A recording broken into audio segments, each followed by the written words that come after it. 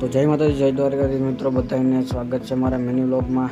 એટલે mini vlog ઉતારવા માટે આપણે સવારના પોરમાં ધાબે ચડી ગયા છે।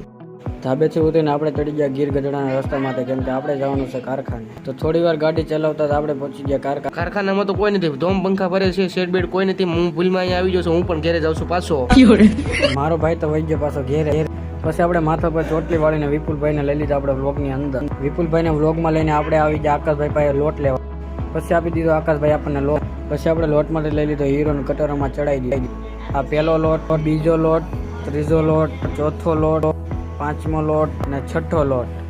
ત્રિશીરા બનાવતા થઈ ગયો જમવાનો ટાઈમ। પછી લઈ લીધા આપણે એસએફ ડિલેક્સ।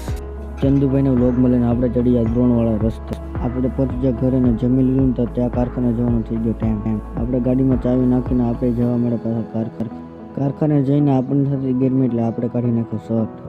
બપોર પછી ત્રિવેરા બનાવતા થઈ ગયો ઘરે જવાનો ટાઈમ।